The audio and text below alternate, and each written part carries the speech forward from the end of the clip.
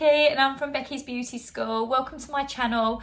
As you might have seen if you've looked at my videos previously, I've gone through step by step on some of the products that you can use when it comes to waxing, or maybe how to apply the wax, what the differences are between hot wax and strip wax. And I thought today it would be really nice to touch base on, an area that maybe you might find helpful, what you're maybe trying to home wax. I don't know what the situation is. As you can see, we're still in lockdown. You may even just be trying to get tips for obviously yourself if you're working in the industry, or maybe you're a beauty student, or maybe you just find it really satisfying. But what I wanted to do today was cover on the fact of a top lip wax. This is an area which obviously bugs all of us. I know that no matter if you're a woman or you're a man, if there's unwanted hair, it's unwanted, whether it's blonde, whether it's dark, whether it's only just little bits. And some people might say to you, it's hardly even seen, why bother? But if you are going to remove it, the best way to do it is through using a wax to remove the hair from the root. These shavers, these removal creams, they're not removing the hair from the root, which actually isn't then slowing down the hair growth. So if you really have unwanted hair and you want to slow that hair growth down, the best way to do it is by waxing anywhere on the face area, whether that's eyebrows, whether that's side of the face, nostrils, lip, chin, any of these areas on this face is a delicate, sensitive area. So I recommend a hot or hard wax if you know it's that. I'm not sitting here and I'm not going to say, that using strip wax or soft wax is, dangerous or wrong, because that is a way that some people are taught, and that is a way that some people do still work, which is obviously down to them. They know their way of doing it, and that's their way that they choose to do it. Through my own personal experiences and through what I know and how I train, hot hard wax is definitely more recommended on the face. Strip wax can lift layers of skin very easily, and you can bruise a lot easier. So if you see people walking around with what looks like burn marks underneath their eyebrows, generally it's been done with a strip wax. So I know a lot of people still use the strip wax on the lip, but today I'm going to show you with a hot hard wax and show you how easy it is. And the fact that when we use the hard wax on our face, we can go over the same area more than once, which gives us the opportunity to pick up smaller hairs that get left behind.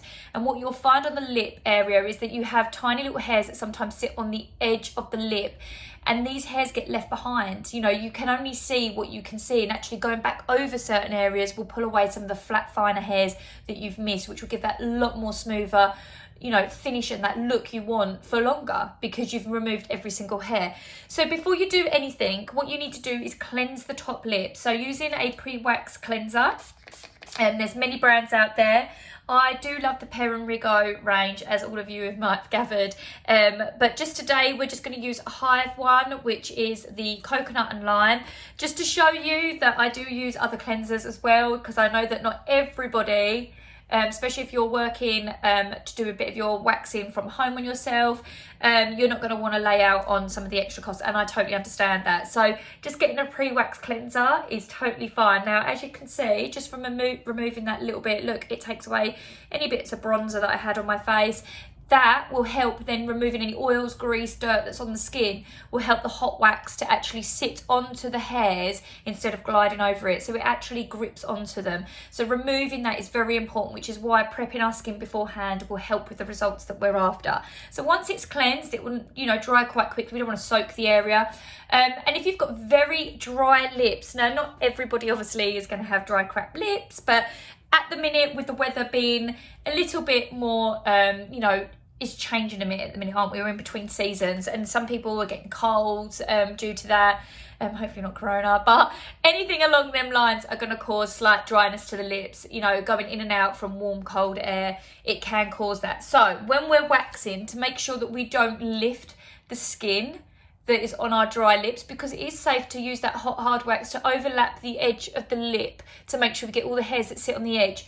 But if you have got dry skin, to stop any of that dry skin pulling and making it sore, use 1 or 2 drops of a pre and after wax oil. This is just the coconut and lime Hive one that I'm using at the minute. But just a tiny couple of drops, you don't want to soak it, and just rub it slightly onto the lips. A little bit like a lip gloss or a lip balm, just a tiny bit like that. And it will just stop any skin pulling. So if you do have that, just do it slightly on the lip area so that when you overlap, it almost acts like a barrier to stop the skin from pulling. Now, I use the eyebrow spatulas, which come like this, little wooden eyebrow spatulas. You can get smaller spatulas that are for the face and are handy for obviously doing top lips. But if you're already, you know, buying smaller eyebrow spatulas like this, they are handy not just for the eyebrows, but for nostrils and for top lip too. So it saves you buying lots of spatulas if you're just home waxing. So what you want to do with the smaller spatula, get your hot hard wax. Today I'm using the Peron Rigo. It's the Forella Hot Wax, the lovely pink one that I've shown you before in one of my videos. Now you want a small amount like this. You want to go into the top bit of your lip here, using the tip of the spatula, almost like a pencil or a paintbrush, and you're using the tip of it, not putting it flat to the skin like this, just the tip of it, and you're rubbing the wax. So I'm using my camera as a mirror, so this is definitely really cack-handed. And you're pushing it into the hairs that grow this way. Your hair grows out to the corner of your lips, so you want to make sure that you're pushing that wax past beyond the last hair. Now, if you run out of wax, that's fine. As I was talking, it was setting. So you can see here, it's quite thin. You want that where you're going to pull to be a lot thicker and go a bit further down where the hairs obviously grow. So you can overlap the hot hard wax so that it comes off in one go. Can you see what we've done? We've just moved the wax down past where the last hair should be. And then pushing your finger into it as it sets will grip into the hairs even more. So using your spatula, you want to make sure you keep the skin nice and tight here. If you don't, your lip and your skin will bounce and it will obviously hurt. So you want to make sure you keep nice and tight. Get your handle by lifting your wax at the end. Once you've got a handle, you want to pull now up to the sky. You want to pull parallel with the body. So nice short firm pull, and then again stretch the skin up here and finish it off. Just making sure you move your hand with obviously the skin. So you're going like this, moving up with the strip that you're taking off. I'm not overly hairy, so there's not much to show you, but trust me, as my hair's really blonde, I can actually see there's hair that's going to come off.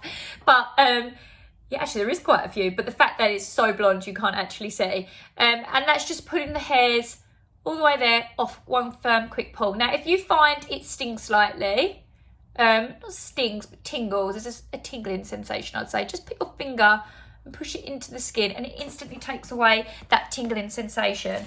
So repeating the same thing again on the other side this time.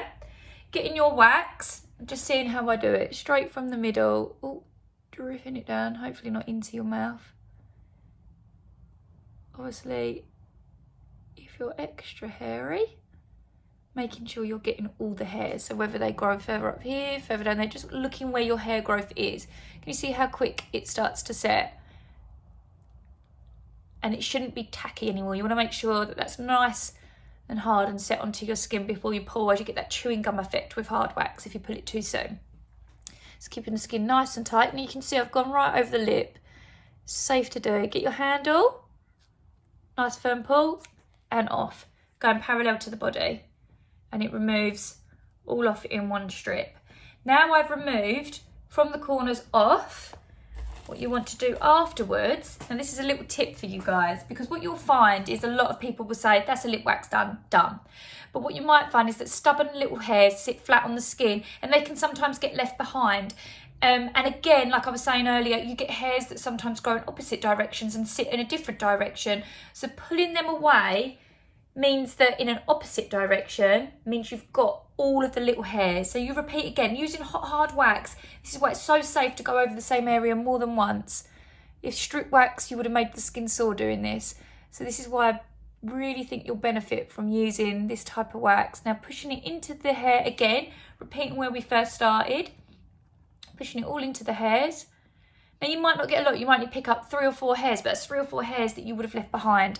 Now it's set, now we're pulling from this end. So stretching from where you're going to pull, get your handle. Now this time we're just doing short, firm little pulls. Moving your hand along until you come off, and it grabs any tiny little hairs, there's about 3 on there that I can see, that are growing the other direction, and it makes sure that you've picked up any little flat hairs that get left behind. And you want to repeat the same thing again on the other side. Remember, whatever you do on one side, you need to repeat to make sure that you're exactly the same on each side. And the reason we don't go across the whole lip in one go is because you're just going to break the hairs. So get each side separate. So as you put it all on, push it back in again. And then once it's set, this time pulling from here, get your handle up. Flick. I use the spatula to obviously help me, as you can see. Short little pulls, moving your hand along until you've got all the hairs off. And then that is your finished wax. Then you use your after wax oil that I put on before on the lips. Get a cotton pad, 1 or 2 drops. Nothing too much. You don't want to soak the face. Now remember, if you're someone that's a little bit more spot prone on the skin and you're a little bit more sensitive, you don't want to cake it with too much oil, because it could cause obviously a little bit of an outbreak to come up on your face, which you don't want. So this is why I recommend just 1 or 2 drops, just a small amount, just enough to just lightly brush over the skin, just to finish it all off. That smells absolutely amazing. No soreness or tenderness at all. That tingling sensation has already sort of gone down now. It's not painful in any way, and there is a slight bit of pinkness. That's quite normal. It's not actually that bad. Some people go really pink, which is why I really recommend that Periwigo Forella hot wax. It's a really beautiful wax, great for first time waxers, and it is really good at reducing some of the redness. So if you're someone who does flare up quite pink and red, you might find this wax is really good. So check the Cerakote wax range out. They've got loads of different types of hard waxes, and they all have their benefits from one person to the next, as we're all not the same, so you know, as that would be boring. So just making sure you're getting the right wax that works for your face and for your hair type. But it is brilliant at grabbing any facial hair. As you can see already, looks like I've hardly even done anything, and that will last me for, you know, probably another 4 weeks before I'm ready to do the next one. The more you do it, the more consistent you are with it without touching it in between. You'll be able to go maybe 5 weeks, 6 weeks, but it's all about making sure you get your technique right, popping it on, removing every single hair, nice firm pull as you're doing it, not hesitating, as that will hurt and it will break hair. Nice firm pull along, and it will be perfect for you so that you don't have to think about it again. So if that's helped you, let me know. Let me know if you try it out. I mean, feel free to write down your comments in the comment section. I'm going to leave a link with the Forella Cerakote hot wax that I've just used for anybody that is interested in that wax. I'm going to pop that in the description, so go check out that link if you want to see the wax itself, maybe give it a go. But if you haven't already, make sure you're subscribing to this channel. There's going to be some more videos coming along that will help you with other areas. If there's somewhere that you're struggling with, make sure you let me know, and I'll make sure that comes along in one of my videos next. Take care, guys. Peace and love. Thanks for watching. Bye.